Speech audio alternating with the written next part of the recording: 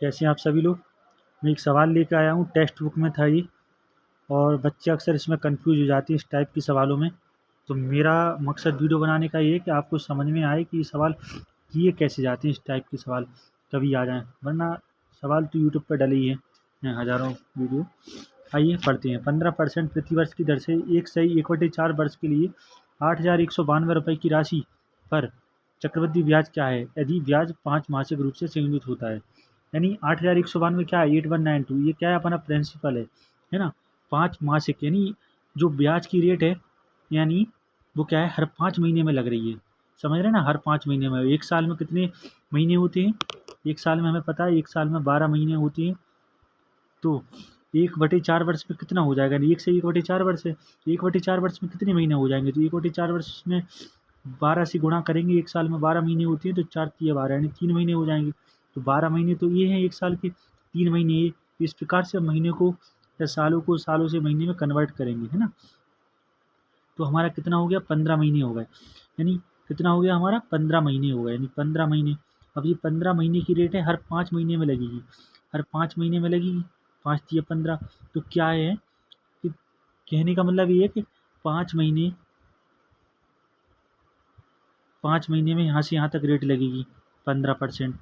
फिर अगले 5 महीने यहाँ से यहाँ तक लगेगी, और 5 महीने के लिए रेट लगेगी। देखिए कितनी परसेंट से लगेगी ये भी हमें जानना ज़रूरी है, क्योंकि 5-5 महीने के 3 जोड़े बन रहे हैं ना, तो हर 5 महीने में हमारा क्या है, हर 5 महीने में ब्याज लगेगा। लेकिन कितना लग रहा है ब्याज? इसमें तो कह रहा है 15% प्रति वर्ष, तो क्या 15% ही ब्याज लगेगा हर 5 महीने में?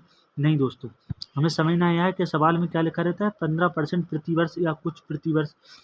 तो क्या है ना, 15% जो है पूरे साल की रेट है हमारी। कितनी है? पूरे साल की रेट है, यानी 12 महीने की। तो हमें कितने महीने की निकालना है? 5 महीने की रेट निकालना है। तो हम काटेंगे इसको, 3×5 = 15, 3×4 = 12, यानी रेट कितनी निकल आएगी हमारी, 25/4। यानी कितनी लग रहेगी हमारी रेट दोस्तों, 25/4%। और 25/4 की फ्रैक्शन कितनी हो जाएगी, 1/16 हो जाएगी हमारी। कितनी हो जाएगी, 1/16। 1/16 यानी 16 कोई अगर प्रिंसिपल है तो उस पर ब्याज कितना, 1 लग रहा है एक साल में। यानी 16 पे 1 ब्याज लग रहा है हर 5 महीने में। तो बन के कितनी हो जाएगी वो, 17 हो जाएगी रेट लग के। यानी मिश्र धन कितना हो जाएगा हमारा अमाउंट, मिश्र धन को अमाउंट बोलते हैं, 17 हो जाएगा।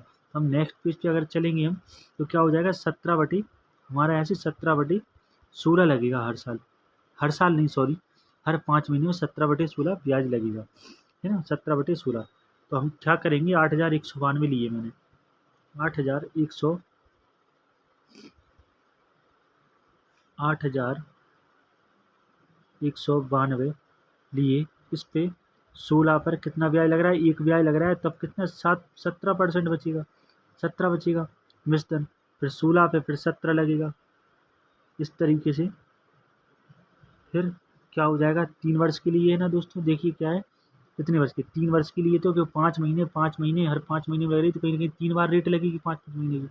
तो क्या है, 17/16 फिर रेट लगेगी, 17/16 का फिर ब्याज लगेगा। तो हम ये काटेंगे, क्या है, 16 का क्यूब, 16 से, ये क्या है, 16 से ये कितनी बार कट जाएगा, 2 बार कट जाएगा ये हमारा, ठीक है ना। अगर मैं चाहूँ तो काट सकता हूँ आराम से, लेकिन आप समझ रहे हैं ना, 16 से कितनी बार कट रहा है, ये 2 बार कटेगा पूरा, 8,192 2। अभी 17 और 17 289 हो जाएगा, 289, ठीक है। और 17 दूनी 34, ये 34 है।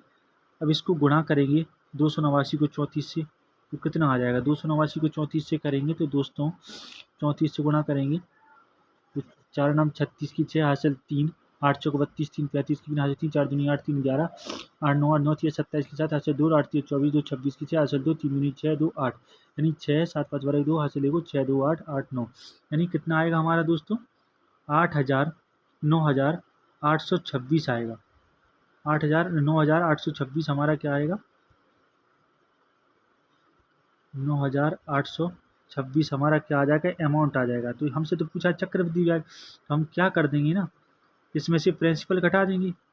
9,000 9,826 में से प्रिंसिपल क्या था हमारा, 8,192, 8,192, 8,192 हम घटाएंगे तो कितना आएगा, 6 में से 2 गए 4, यानी 3, और ये 6, तो ये 1634, ये हमारा आंसर है ना। अगर स्पीड में करेंगे ना, अगर आपकी प्रैक्टिस अच्छी होगी तो आप जल्दी कर लेंगे।